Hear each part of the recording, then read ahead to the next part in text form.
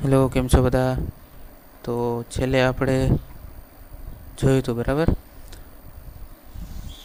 આપણો આ 11મો પાર્ટ છે, બરાબર છે. છેલ્લે આપણે ટર્મ્સ રિલેટેડ ટુ મેઝરમેન્ટ, બરાબર, એ જોતા હતા. અને છેલ્લે આપણે ક્યાં સુધી જોયું હતું? સિગ્નિફિકન્ટ ફિગર સુધી, બરાબર. અહીંયા સુધી આપણે જોયું હતું. એની અંદર શું જોયું હતું? તો કે કોઈ પણ સંખ્યા હોય એની અંદર કેટલા મહત્ત્વના અથવા તો જે ખરેખર મહત્ત્વ ધરાવે છે એવા કેટલા અંકો છે એ આપણે શોધતા હતા, બરાબર. જેમ કે આ 0.00590 છે. હા, પહેલે કોના આધારે આપણે શોધતા હતા કે કેટલા અંકો મહત્ત્વના છે, એટલે કે સિગ્નિફિકન્ટ છે? તો કે ડેસિમલ પોઈન્ટના આધારે, બરાબર. આ ડેસિમલ પોઈન્ટ છે એના આધારે આપણે એ શોધતા હતા. કેવી રીતે? તો કે સમજી લઈએ કે આ એક સંખ્યા છે 0.00590. હવે એની અંદર ડેસિમલ પોઈન્ટ એટલે કે દશાંશ બિંદુ હાજર છે કે નહીં? છે, બરાબર, હાજર છે. તો આપણે પીથી શરૂ કરશું, બરાબર છે. એટલે જો આપણે બે વસ્તુ યાદ રાખવાની, ખાલી કે આપણે બે વસ્તુ યાદ રાખવાની છે, પી અને એ, બરાબર. પી અને એ, આ બે વસ્તુ યાદ રાખીએ એટલે આપણને આવડી જાય. પી એ, બરાબર. અને વચ્ચે દશાંશ બિંદુ કરવું હોય તો કરવાનું. હવે આ સંખ્યા છે એની અંદર દશાંશ બિંદુ પ્રેઝન્ટ છે કે એબસન્ટ છે? તો કે ભાઈ પ્રેઝન્ટ છે, બરાબર. એટલે પી છે. તો પ્રેઝન્ટ છે તો પીથી એ બાજુ આપણે શું કરવાનું છે? ગણતરી કરવાની, બરાબર છે. અને હા, એ ગણતરી વખતે શું યાદ રાખવાનું? શરૂઆતના શૂન્ય ગણવાના નથી, બરાબર. તો અહીંયા દશાંશ બિંદુ હાજર છે 0.00590માં, દશાંશ બિંદુ હાજર છે એટલે કે પી છે. તો પીથી આપણે એ તરફ જશું. તો શરૂઆતના શૂન્ય તો ગણવાના નથી, એટલે આ 3 શૂન્ય હાલે જશે. વચ્ચે શું? 590, એટલે કે આની અંદર સિગ્નિફિકન્ટ ફિગર કેટલા છે? ટોટલ 3, બરાબર છે. હા, એ વાત પણ યાદ જ હશે તમને કે એક વખત જો કોઈ શૂન્ય સિવાયની સંખ્યા આવી ગઈ તો એના પછી જે શૂન્ય આવે છે આપણે ગણતરીમાં લેવાના છે, બરાબર છે. એવી જ રીતે એના પછીની સંખ્યા જોઈએ, બરાબર. તો એની અંદર દશાંશ બિંદુ પી છે કે એ, એટલે કે પ્રેઝન્ટ છે કે એબસન્ટ છે? તો કે એબસન્ટ છે, બરાબર છે, ગેરહાજર છે. તો આપણે એથી પી તરફ ગણતરી કરશું અને શરૂઆતના શૂન્ય ગણશું નહીં, બરાબર. શરૂઆતના શૂન્ય ગણશું નહીં, એટલે પેલું નહીં ગણીએ. પછી 3, 4, 3, 0, 0, 2, આ બે શૂન્ય શા માટે ગણ્યા? કારણ કે એ કોના પછી આવે છે? તો કે 0 સિવાયની સંખ્યા પછી આવે છે, એટલા માટે આપણે 0 ગણ્યા. એટલે કુલ કેટલા અહીંયા સિગ્નિફિકન્ટ ફિગર થશે? ટોટલ 5, બરાબર છે. તો આવી રીતના આપણે, મેં તમને હોમવર્ક પણ આપ્યું હતું, બરાબર છે. તમને હોમવર્ક પણ આપ્યું હતું. ચલો જોઈએ આગળ શું હતું એનું, બરાબર. તો આ તો આપણે સમજ્યા હતા એક્ઝામ્પલ તરીકે. હોમવર્કમાં શું હતું? તો કે આ, ચાલો આપણે જોઈએ કે 0.257600 અહીંયા લખી નાખું છું પી, અહીંયા લખી નાખું છું એ, બરાબર. વચ્ચે દશાંશ બિંદુ કરી દઉં છું. ચાલો, દશાંશ બિંદુ જેવું કંઈક. હવે જો અહીંયા જે છે, બરાબર, અહીંયા જે દશાંશ બિંદુ હાજર છે કે નહીં? હોમવર્કના પહેલા ક્વેશ્ચનની અંદર દશાંશ બિંદુ હાજર છે કે નહીં? તો કે પ્રેઝન્ટ છે. આપણે એમ જ બોલશું પ્રેઝન્ટ અથવા એબસન્ટ, બરાબર. દશાંશ બિંદુ પ્રેઝન્ટ છે કે એબસન્ટ?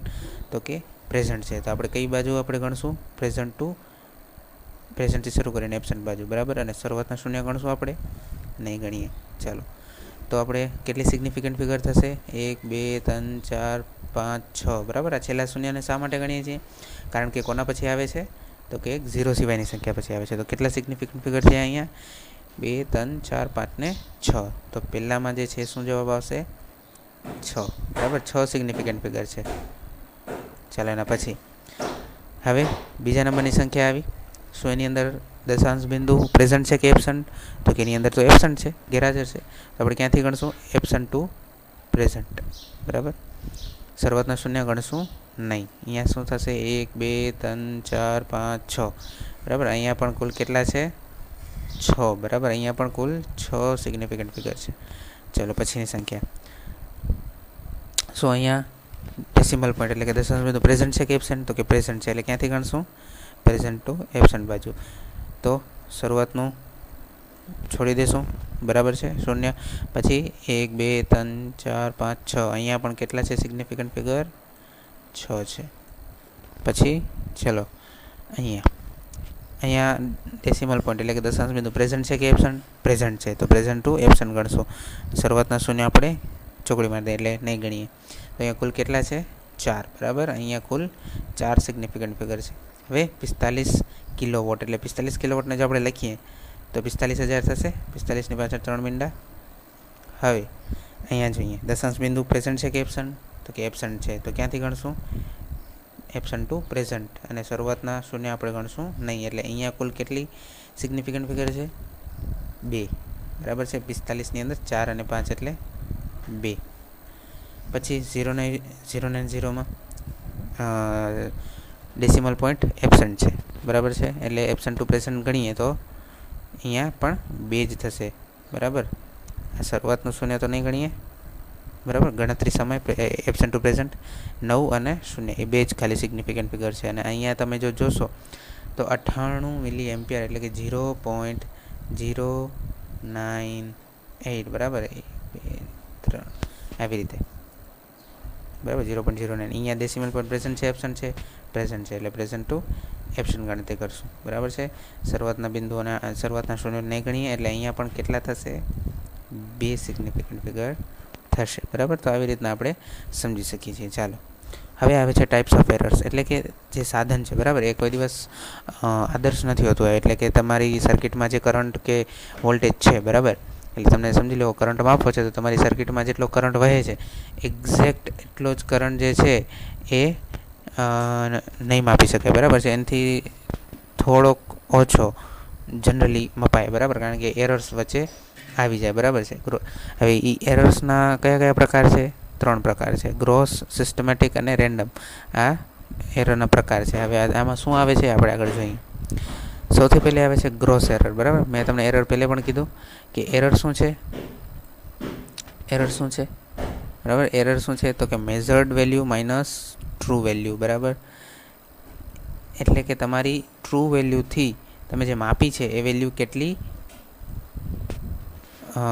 ओछी है बराबर है अथवा तो तमे जे ट्रू वेल्यू है बराबर तमे जे मापी है एटले के मेजर्ड वेल्यू ए मेजर्ड वेल्यू तमारी ट्रू वेल्यू थी केटली केटलो डिफरन्स एटले केटलो तफावत धरावे छे ए शुं छे एरर है बराबर है। मैं तमने पहले पर कीधुं कि जे सर्किट में जो क्वॉन्टिटी हशे एटली ज क्वॉन्टिटी तमे मापी नहीं सको शा माटे एररना कारणे बराबर है। एररना कारणे तमे ए नहीं मापी सको बराबर एटले एरर पछी तमे मापो छो कि भाई एरर केटલું હોય છે बराबर तो ये तमे आ गणतरीथी मापो छो पण एरर शाना कारणे उद्भवे छे तो ये आपणे जोईए। तो सौथी पहला प्रकारनो एरर छे ग्रोस एरर।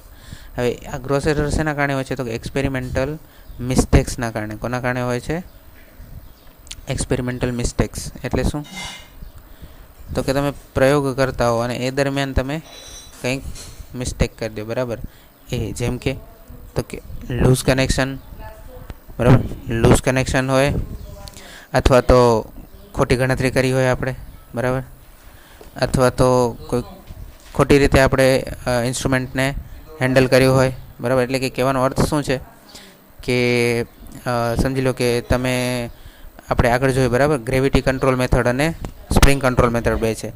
હવે ગ્રેવિટી કંટ્રોલ મેથડની અંદર શું કરવું પડે તમારે સાધનને ઊભું જ રાખવું પડે બરાબર ઊભું જ રાખવું પડે આવી રીતના સ્ટેન્ડિંગ પોઝિશનમાં એ સમજી લો એ પ્રકારના એટલે ગ્રેવિટી કંટ્રોલ મેથડ જેની અંદર છે એ મશીનને તમે ઊભું રાખવાની જગ્યાએ તમે આવી રીતના આડું રાખ્યું ટેબલ ઉપર તમે એને આવી રીતના સુવાડી દીધું બરાબર તો ખોટા શું આવશે રીડિંગ આવશે બરાબર। તો રોંગ હેન્ડલિંગ ઓફ ઇન્સ્ટ્રુમેન્ટ બરાબર એ પણ એક છે।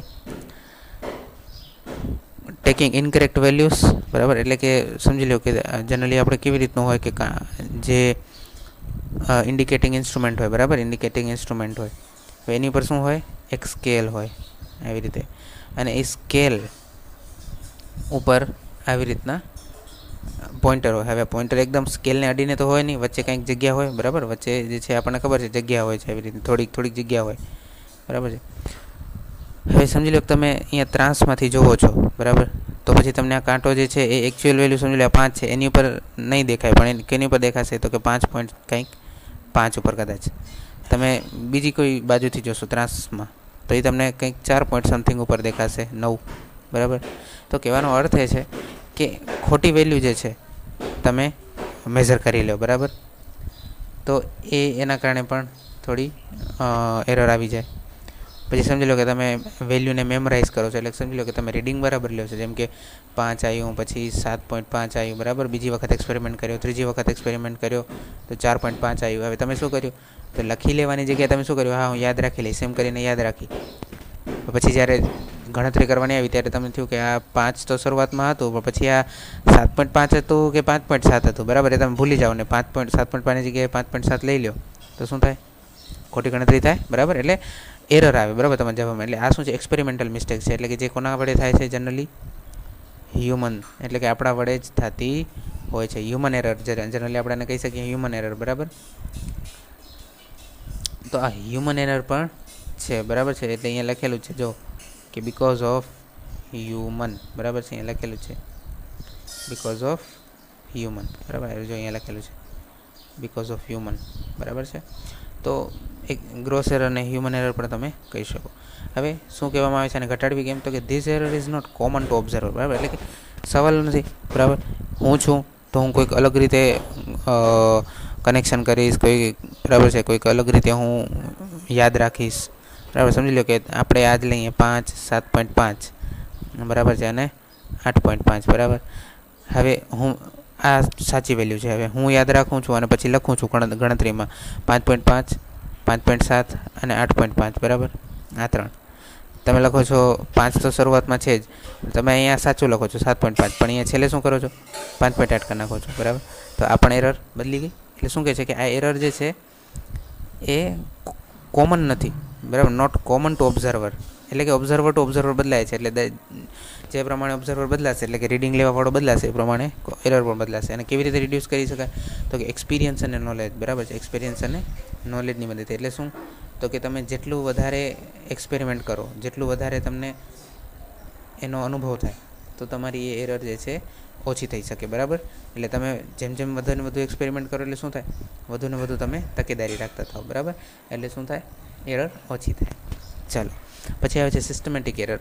હવે આ એરર જે છે એ હ્યુમન, એટલે કે માણસ વડે નથી થતી, પણ આ અલગ અલગ પરિબળો હોય છે, જેમ કે વાતાવરણ, બરાબર. એન્વાયરમેન્ટલ એરર એટલે કે ટેમ્પરેચર, પછી હ્યુમિડિટી એટલે આર્દ્રતા, બરાબર, કે વાતાવરણમાં ભેજ, બરાબર. આર્દ્રતા શું બતાવે, વાતાવરણનો ભેજ, પ્રેશર, બરાબર. આની ઉપર આધાર રાખે છે શું, એન્વાયરમેન્ટલ એરર. એટલે કે સમજી લો કે ભાઈ ટેમ્પરેચર વધી ગયું છે, બરાબર. તો શું થાય, ટેમ્પરેચર વધી જાય તો રેઝિસ્ટન્સ વધે, બરાબર. જે કોઇલ છે, સમજી લો આપણી જે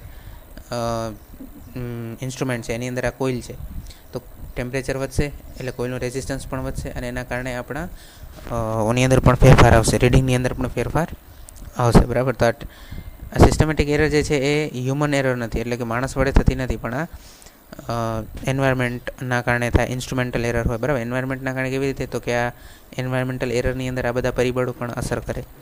ઇન્સ્ટ્રુમેન્ટલ એરર એટલે કે સાધનની અંદર જ ખામી હોય, એટલે કે મેન્યુફેક્ચરિંગ ડિફેક્ટ હોય, એટલે કે જે લોકોએ બનાવ્યું હોય, બરાબર, એ સાધનને, તો શરૂઆતમાં જે સાધન બરાબર ન બનાવ્યું હોય, બરાબર. બેકલેશ છે, એજિંગ એટલે કે જૂનું થઈ ગયું હોય, હિસ્ટ્રેસિસ લોસ આવે, બરાબર. આપણને ખબર છે જ્યાં પણ મેગ્નેટિક વસ્તુ આવે, બરાબર, મેગ્નેટિક મટીરિયલ આવે, બરાબર છે, મેગ્નેટિક મટીરિયલ, અને એમાં ખાસ કેવું મેગ્નેટિક મટીરિયલ, ફેરોમેગ્નેટિક, બરાબર. ફેરોમેગ્નેટિક મટીરિયલ આવે તો ત્યાં તમને હિસ્ટ્રેસિસ જોવા મળે, બરાબર છે. પછી આ બેકલેશ શું છે, બેકલેશ તો કે જો ઘણી વખતે શું થાય કે આપણે ગિયર હોય, બરાબર, કોઈ સાધન હોય કે જેની અંદર શું હોય, આવી રીતના ગિયર હોય. હવે ગિયર જે છે જરૂરી નથી એકદમ આવી રીતના આમ ફસાયેલા જ હોય, બરાબર. આવી રીતના ફસાયેલા જ હોય એવું જરૂરી નથી. સમજી લો અહીંયા તો આવી રીતના ફસાયેલું છે, પણ અહીંયા કોઈ એવું એક ગિયર આવ્યું, બરાબર, કે જે આવી રીતના ગોઠવાયેલું છે, બરાબર. તો હવે જ્યારે શરૂઆત થશે, બરાબર, જો જ્યારે શરૂઆત થશે, ફરી પાછું દોર, બરાબર. ચલો કોઈ ગિયર છે એવી રીતનું કે જે આવી રીતના જોડાયેલું છે, બરાબર. સમજી લો કે આ જે છે ગિયર આવી રીતના આ દિશામાં ફરે છે.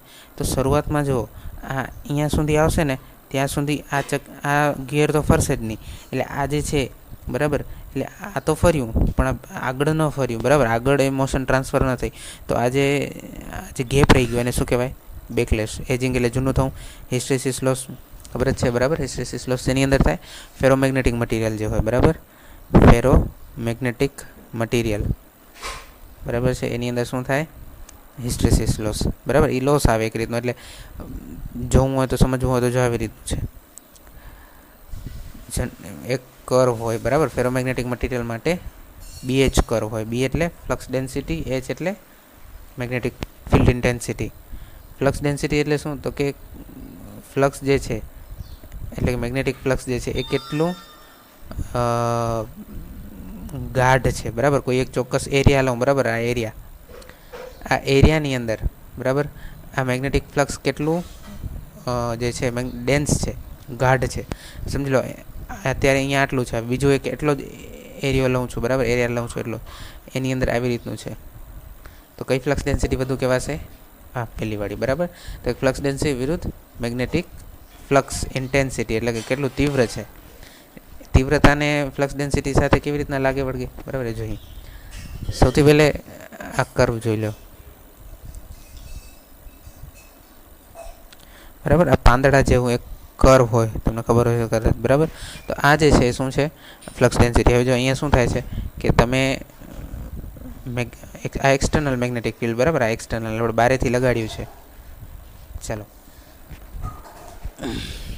હવે જો જ્યારે પણ અહીંયા શું છે, જો અહીંયા H 0 છે એટલે કે એક્સટર્નલ મેગ્નેટિક ફિલ્ડ 0 છે, પણ છતાંય મેગ્નેટિક ફિલ્ડ ઓની અંદર રહી ગયું છે. મટીરિયલની અંદર થોડુંક મેગ્નેટિક ફ્લક્સ ડેન્સિટી તમને જોવા મળે છે. હવે એને 0 કરવા માટે તમારે શું લગાડવું પડે? નેગેટિવ મેગ્નેટિક ફિલ્ડ લગાડવું પડે, બરાબર છે, નેગેટિવ દિશામાં, તો એ 0 થાય, બરાબર. પણ જો તમે ન લગાડો તો એની અંદર થોડુંક તો મેગ્નેટિક ફ્લક્સ ડેન્સિટી જોવા મળે તમને, બરાબર છે. તો આ જે છે, બરાબર, એને જ આપણે આના કારણે આ જે કર્વ છે ને એના કારણે લોસ થાય. જનરલી આ હિસ્ટ્રેસિસ લોસ જે છે ને આ કર્વના કારણે થતો હોય છે. એ આપણે આગળ સમજશું પછી, બરાબર છે. પણ જનરલી તમે એવી રીતનું કહી શકો, બરાબર છે. ચાલો આગળ જઈએ, બરાબર. તો આ હતું. હવે શું કહેવામાં આવે છે કે આ જે છે એક કોમન ટુ ઓલ ઓબ્ઝર્વર છે, બરાબર છે. એટલે કે દરેક ઓબ્ઝર્વર માટે સમાન છે. ભલે ને ગમે એટલા ઓબ્ઝર્વર બદલાય પણ દરેક માટે સમાન છે, બરાબર. શા માટે? કારણ કે એ પરિસ્થિતિ ઉપર આધાર રાખે છે, બરાબર છે, પરિસ્થિતિ ઉપર આધાર રાખે છે, બરાબર. તો એના કારણે થાય છે. એટલે કોમન ટુ ઓલ ઓબ્ઝર્વર હોય છે. અને કોના વડે રિડ્યુસ કરી શકાય? Static correction. સ્ટેટિક કરેક્શન એટલે શું આપણે જોયું હતું, બરાબર. સ્ટેટિક કરેક્શન શું હતું? જેનામાં આપણે પહેલાં એરર ગણતા હતા અને પછી એરર ગણી લીધા પછી, બરાબર, આપણે કરેક્શન શું કરતા હતા? માઇનસનો એરર, બરાબર. કરેક્શન શું કરતા હતા? Correction is equal to minus error. તો આ જે છે એને શું કહેવાય? સ્ટેટિક કરેક્શન, બરાબર. કરેક્શન કરીએ તો આપણે એને સુધારી શકીએ. પછી આવે છે રેન્ડમ એરર. રેન્ડમ એટલે તો કે અનઆઇડેન્ટિફાઈ રીઝન, એટલે ખબર નથી કે કયા રીઝનના, એટલે એરર આવે છે, બરાબર. એરર આવે છે પણ એ સિસ્ટમેટિક એરર પણ નથી અને ગ્રોસ એરર પણ નથી, બરાબર. સિસ્ટમેટિક પણ નથી અને ગ્રોસ એરર પણ નથી, પણ એરર આવે છે પણ ખબર નથી પડતી કે કયા કારણોથી આવે છે. તો એ રેન્ડમ એરરમાં આવશે, બરાબર. હવે તો એ કેવી રીતના રિડ્યુસ કરી શકાય? તો કે taking multiple readings and then average of them. એટલે કે ઘણા બધા રીડિંગ લેવાના, 1 2 3 4, બરાબર, 4 વખત 5 વખત 10 વખત, અને એનો પછી શું કરવાનું? રીડિંગ લઈને છેવટે શું કરવાનું? એનું એવરેજ કરી નાખવાનું, બરાબર. સમજી લો 10 રીડિંગ લીધા છે ટોટલ, બરાબર. 10th 5th 4th રીડિંગ, બરાબર, 3rd રીડિંગ, 2nd રીડિંગ અને 1st રીડિંગ. તો આ બધા જે રીડિંગ છે એનું શું કરવાનું? એવરેજ કરવાનું. અને જે મળે એને બેસ્ટ વેલ્યુ માનીને આપણે આગળ શું કરવાની?